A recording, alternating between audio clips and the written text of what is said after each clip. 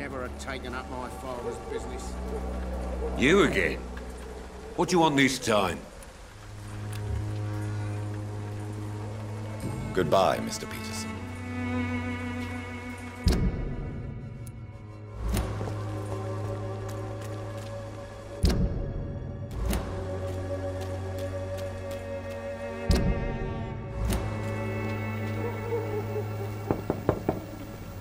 Hello, young man.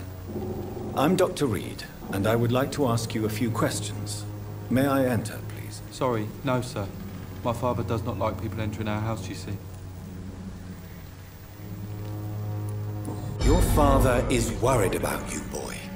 He asked me to look for you. So my father actually worries about me, then? Okay, then. Come on in. I'm Harry, by the way. Is there only pain and suffering in this world?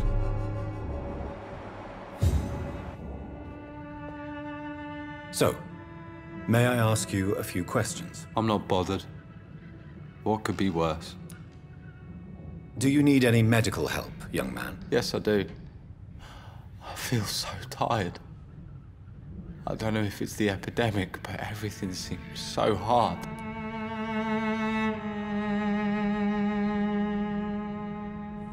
I will see you later.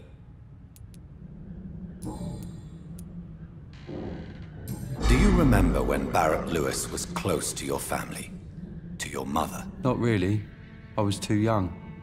But I remember it was a happier time. Mr. Lewis was funny. He often had dinner with us. Why are you sad, then? Because it hurts to remember a time when my father used to laugh and smile.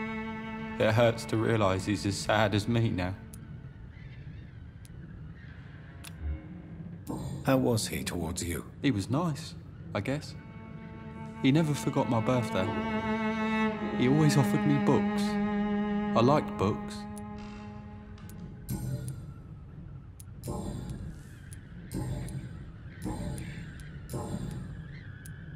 How do you feel? I'm fine. I mean, it's not easy every day, but I'm fine. I'm just tired of being sick all the time. If only I could be tough like... well, you know. Speaking of which...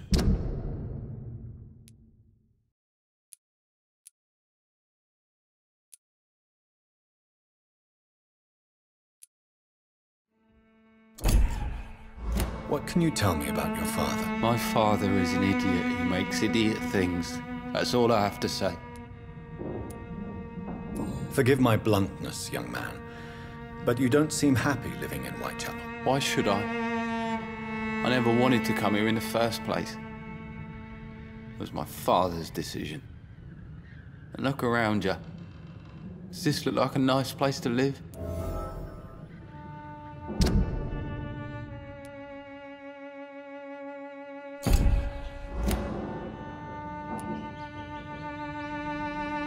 You have a roof over your head, a place to call home.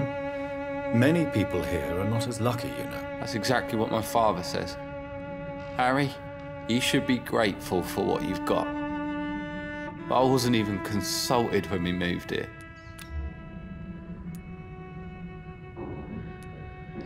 If life here is so terrible for you, why don't you just leave this place? Have you ever spoken to your father about it? I don't go outside. It terrifies me so. I went outside once without my father noticing and I saw terrible things.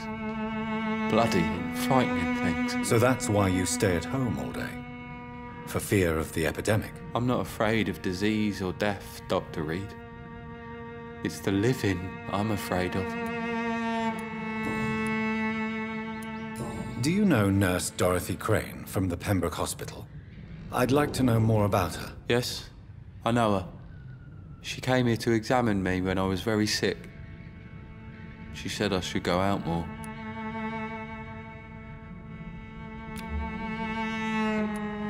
Goodbye. So, I'm not... goodbye, young man. Is are only pain and suffering in this world.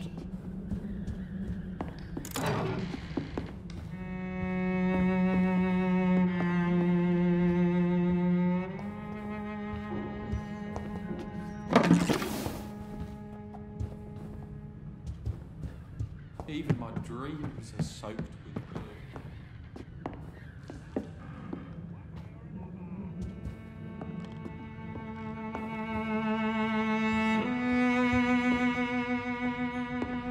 It's locked.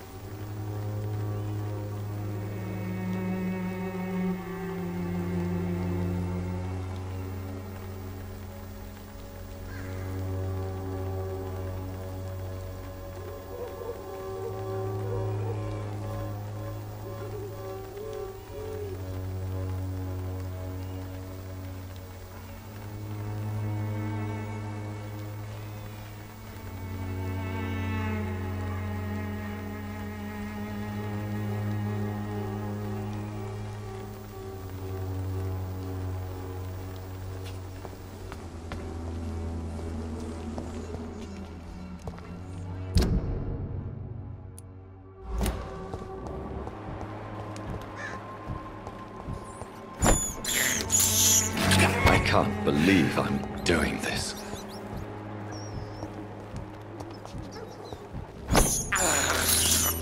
I have this thirst for blood.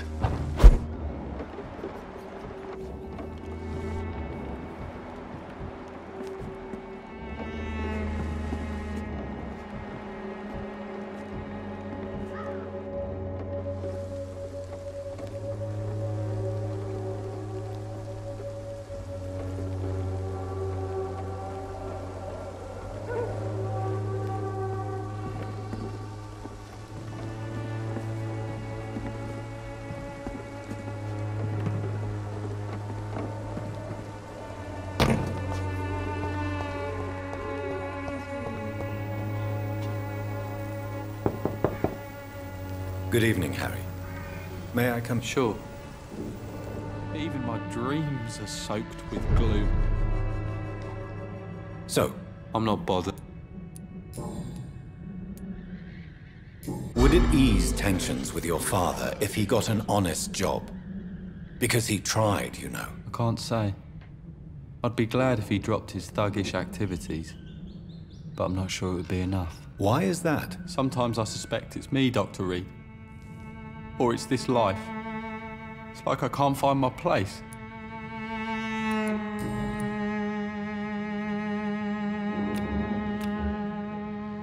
Do you need any medical help, young man? Yes, I do. I feel so tired.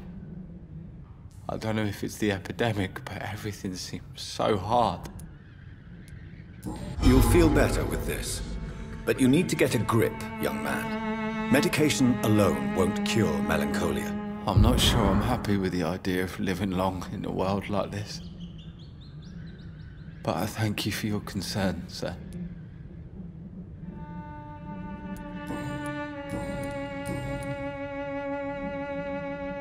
Do you need any medical help? I'm feeling up.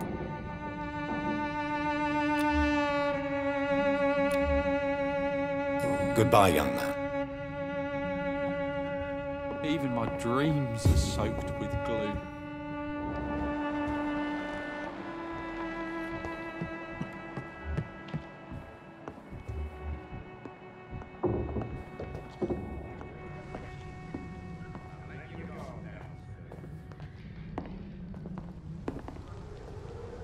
It's locked, all right.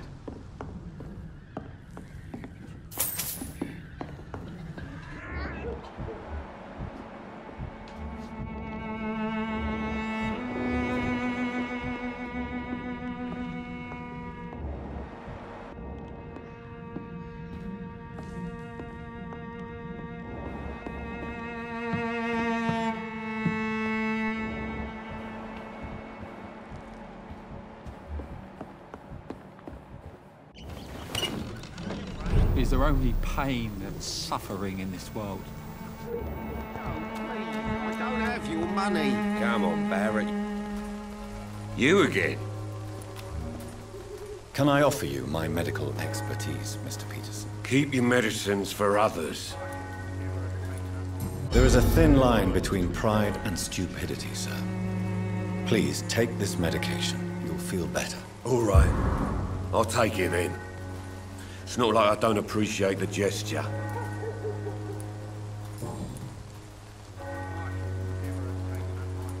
Harry doesn't seem happy living in Whitechapel. Why did you make him come here? I've always put my son's interests above everything else, whatever he may think. Our house is small but affordable. The walls are thin, but the door is solid. You really love your son, don't you, Mr. Peterson? He's my pride and joy. Even if he hates me for the choices I make and pushes me buttons more than he should.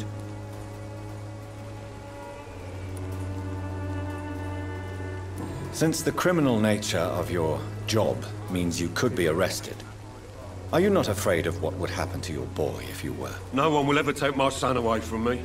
If that ever occurred, I'd hunt the bastard down and rip off his head with my bare hands.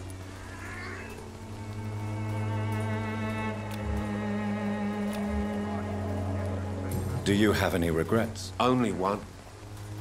Not to have my beloved wife by my side. She died when Harry was little. My sweet Jane. She gave the boy confidence. Why do you keep on working for the gang, Joe? You know it doesn't suit you. It's true, I hate this job. And I know I made some bad choices, but I'm a wet boot boy now, and people won't forget it. You could leave tomorrow. Start another life in another town. That's easy for you to say, Doctor. We are poor. My son's weak, and there's no way he'll endure another disappointment.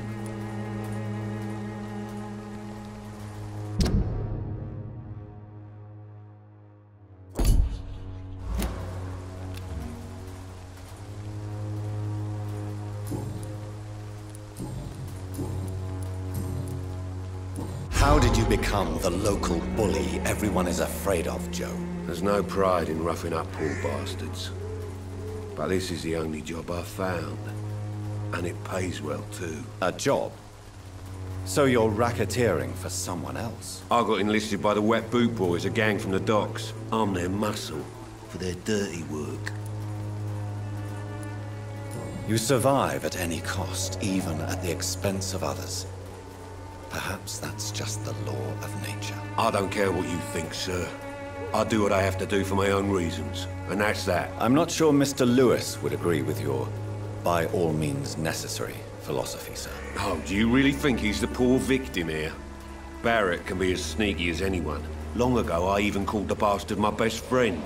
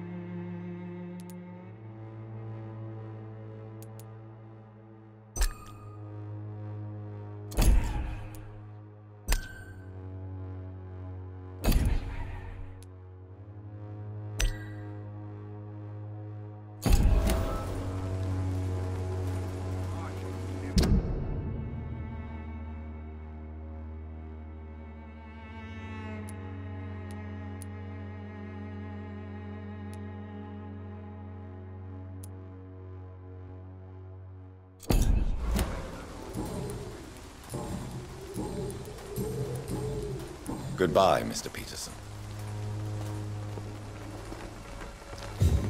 Fancy buying something, sir? You...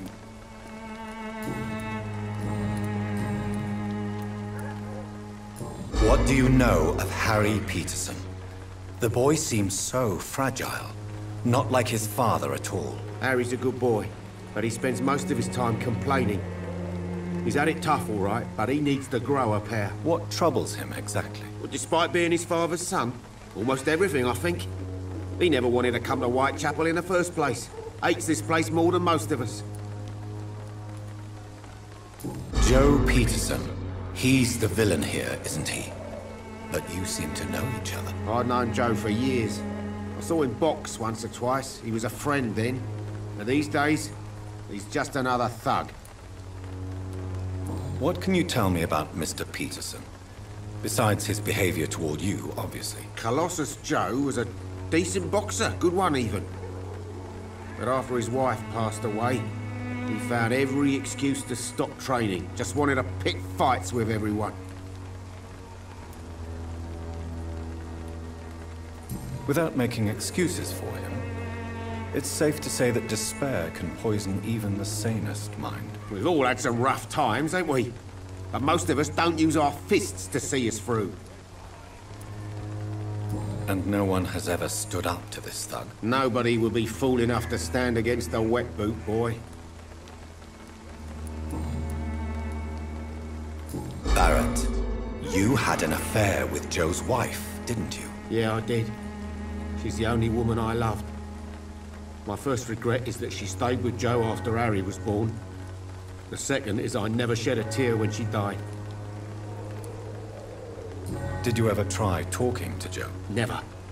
But I suspected he knew everything, even without knowing it.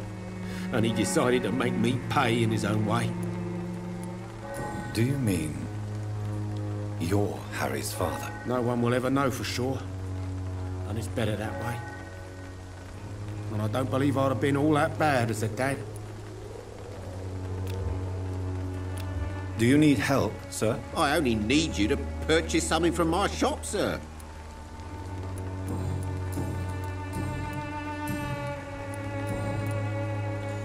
Barrett, you... Yeah, I did.